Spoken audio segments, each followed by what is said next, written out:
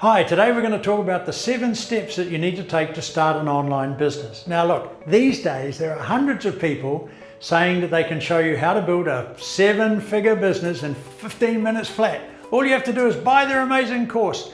I'm not sure about you, but I find that a little difficult to see how I can build a 7-figure business using one amazing course. Because actually when you dig into it, they make lots of assumptions like that you've already got a product, or that you've got thousands of adoring fans, or several $1,000s to spend on this, that, and the other, okay? But here's the good news. There is no silver bullet.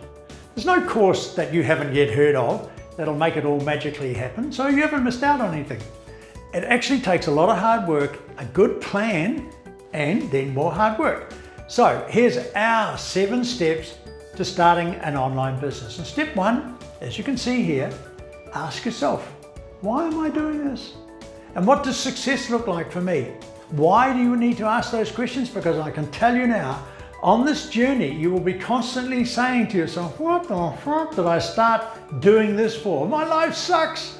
I'm working all the time. I never see my family. I can't see any results. So you better have a pretty good reason worked out before you start as to why you're actually doing it. Now, one of the things that'll help is to decide whether you've got an away from strategy or a towards strategy. An away from strategy. I hate the people I work with. I hate my job. I hate commuting. I hate not getting paid enough. I know what? I'm going to start my own business. Right, I've left my job. What do I do now? It's not very compelling, is it? It doesn't actually show you how to go forward. Talking of which, here's my towards strategy. I know exactly where I'm going. I know what I want to achieve. I know how I'm going to achieve life-work balance. I know how I'm going to be able to spend more time with my family. And I know how I'm going to spend my time doing something that I love. That's a towards strategy. See the difference?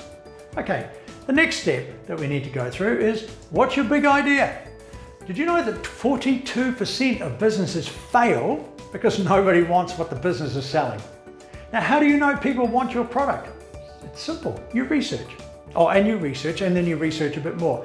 And actually these days, research is super easy. And as they say in the army, time spent in reconnaissance is never wasted. Who will buy it? What prices are they prepared to pay? Is there an existing market, or am I doing something completely new? Who are my competitors? What can I steal and repurpose from them? Is my idea so big that it covers too many potential pain points? How can I niche that down so I'm aiming one solution only at a very defined audience?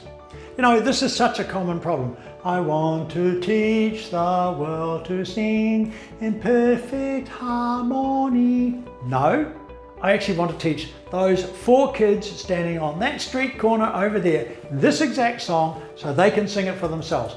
That's called niching down. And it's much easier to start small and then to grow big. But if you start big, you're like a tree with shallow roots. You'll get blown over in the first big unfriendly wind. And believe me, it's a pretty windy place out there. Okay, step 3, build a plan. Now, I've looked at heaps of videos by people teaching you how to start a business, and not one of them, 0, mentions having a plan. But here's the thing, 87% of businesses fail because they didn't have a plan of what to do and when. It's like they wanted to go to a specific place in the next town, but they've never been there before. So, you know, they got in the car and they just drove around, hoping that they would eventually end up at their destination. Stupid, eh? Now, a plan is like Google Maps.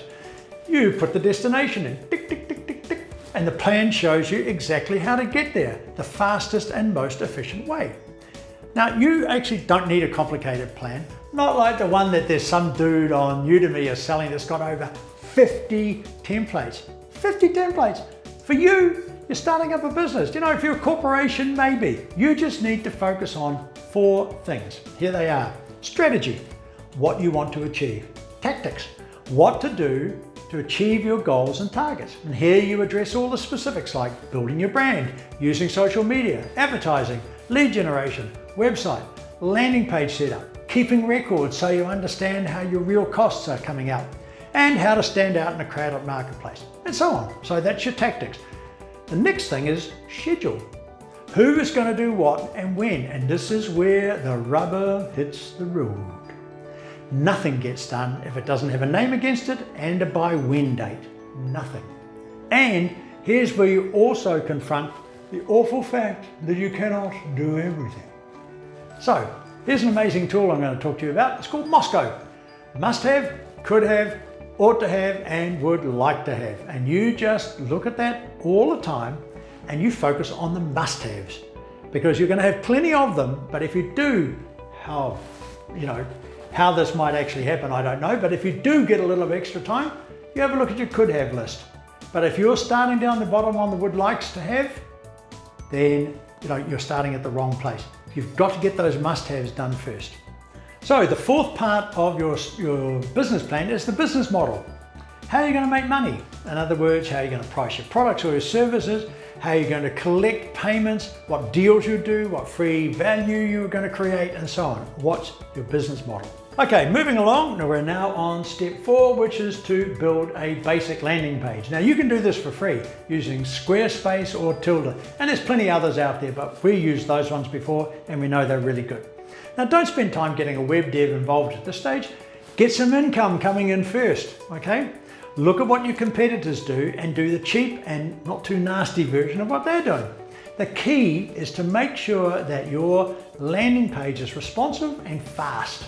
You can check that out using Google Page Speed Insights, and the other thing to do, make sure it also looks great on mobile, okay? Now, step 5, build your email base.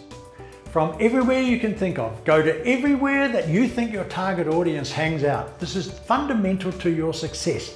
You need to be spending hours a day on this, collecting email addresses.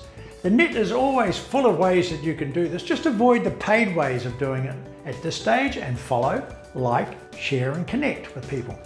Now also think about using cold emails with appropriate opt-ins, of course, and email drip campaigns. Use the social media channels which your research tells you are best for you. We use YouTube, LinkedIn and Facebook/Instagram. Now funnily enough, LinkedIn produces the best leads for us by far, but that might be different for you. And then stay in touch with them constantly. Build your community. Here's where you need to understand the marketing funnel and the steps that people go from first hearing about you down through to trusting you with their hard-earned money. By the way, there are no shortcuts. So tattoo this on the inside of your eyelids. There are no shortcuts. And remember, connections are like sand. If the sand is dry because you ignore them once you've acquired them, they will slip through your fingers so fast, and then you'll have to work really, really hard to recover them. But if you keep watering them with love and new information and great value, then they'll be like wet sand, which clumps together and they won't go anywhere, okay? I know this is a bit of a weird analogy, but hey, I live in the desert, right? So welcome to the fevered, quirky space that is my mind. Right, moving right along, we're on step 6. Work out what free and ongoing value you can give to people that will bring them back to you time and time again. Now we work on the 80-20 rule. You should be able to learn 80% of what's in any of our online courses pretty much for free before you even buy it, because we give it to you as lead magnets or clickbait, or call it what you want. But it's all about the age-old concept of try before you buy. Now the way for people who have never met you when you're building your online business, the way to get them to trust you is to give them the stuff that you'll sell them for free so they can test it for themselves. Okay, if they like it, they'll buy it. If they don't, there's no loss to you and there's no loss to them. All right, particularly if you can get some feedback from them and you know what you need to improve. Where's the best place to find the value that people are looking for? From your successful competitors. Now, I don't regard this as stealing, by the way. I regard this as honoring their success, because imitation is, after all, the sincerest form of flattery. So, you need to spend an hour a day building your list of free and ongoing value. I spend at least that amount of time every day looking at what we can do to give even more value, and not just to encourage people to buy our courses, but to encourage people to trust me over time, that the stuff that I show them for free really works for them, and that when I do suggest that they might like to look at our amazing products, then they feel more inclined to do so, because by now we've built some rapport and they trust me. like I hope you are starting to trust me when you're looking at these videos. Because seriously, what you see, that's what you get, okay? So number 7 is the sales funnel. There is no going past it. You need a sales process.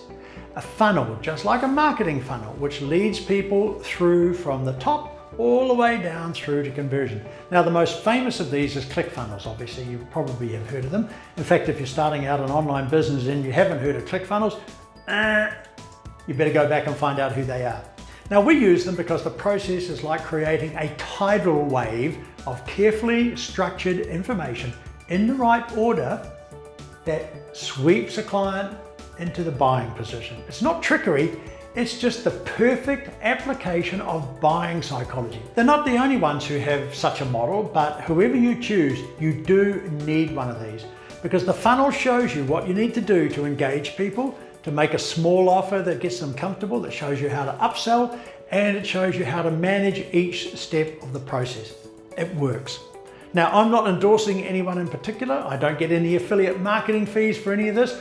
I'm just telling you what we use and that it works, okay? The worst thing that you can do when you're starting your online business is to go off and spend money on the wrong things early, right? You don't need a website, you don't need business cards, you don't need all these things that people go and spend money on before they start making any money. Do as much as you can for the least investment first, and then build up and out as you go along. So there you have the 7 steps. Ask yourself why you're doing this. What's your big idea? Be really clear about that. Create a great business plan. Build a basic website or a landing page. Start building your email base. Work out your free and ongoing value. Build your sales funnel. Don't forget to like this video and subscribe. It'll help support the channel. If there's anything you'd like me to talk about, then drop them in the comments box below. And don't forget to hit that bell icon and be a part of the notification squad. Oh, sounds cool, doesn't it? I'm part of the notification squad. To get notified every time we upload, because I respond to questions in the first hour. I will see you in the next video. Catch you later.